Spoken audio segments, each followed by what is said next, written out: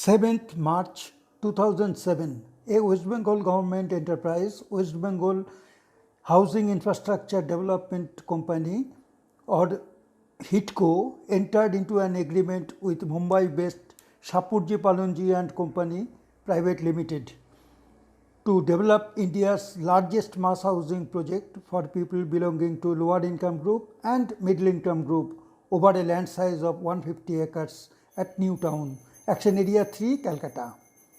As per that agreement, HITCO or West Bengal HITCO authorized Sapoorji Palonji Group or their newly formed company Bengal Sapoorji Housing Development Private Limited to develop and market a satellite township with 20,000 dwelling units, commercial spaces, entertainment facilities, etc. as per government norms, while HITCO would provide civic infrastructure and facilities inside the huge complex. Soon, Sapoorji Palonji engaged themselves in selling the dream project. Since the project was sponsored and owned by a state government enterprise, people did not think twice to respond to glittering advertisements. The series of advertisements were being flooded with applications. Divided into 11 phases, the project was a huge success initially.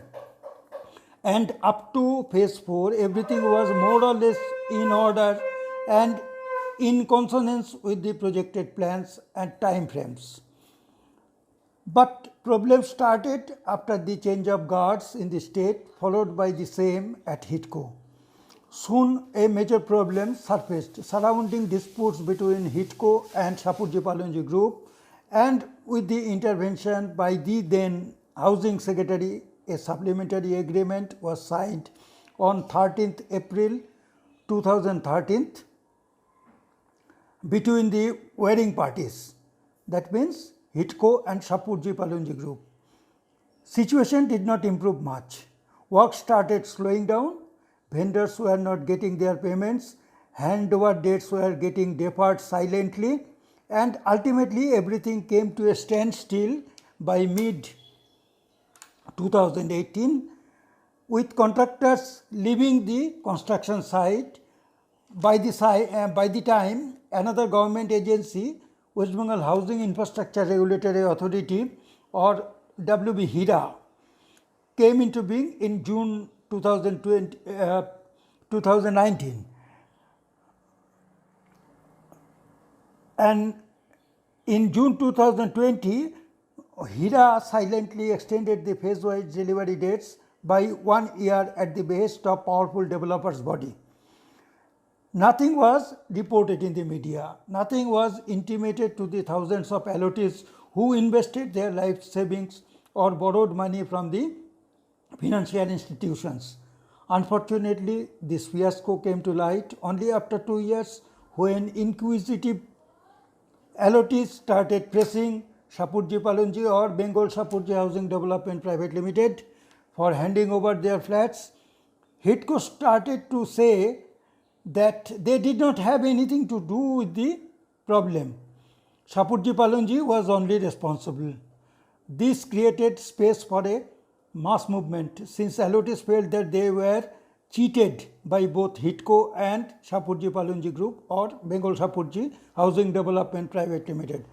As the money collected from the allottees from phase 5 to phase 9 in Sukobristi was siphoned off to utilize elsewhere by the promoters for higher profit, keeping Sukobristi abandoned. The allottees started crying, fearing loss of their entire investments for a roof over their heads, and tried to attract attention of the administration, political bigwigs, quasi-legal bodies like West Bengal HIRA, consumer courts, etc. But unfortunately, nobody had time for the innocent and unsuspecting masses belonging to lower income group and middle income group, who have been running from pillar to post to get a redressal and ultimately their dream house.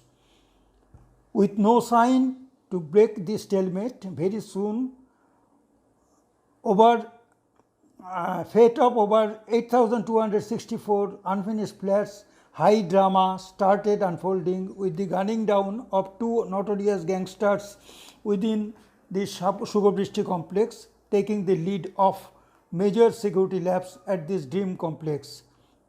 Another major lapse by Sukobristi authorities or Bengal Sapoorji Housing Development Private Limited and HITCO.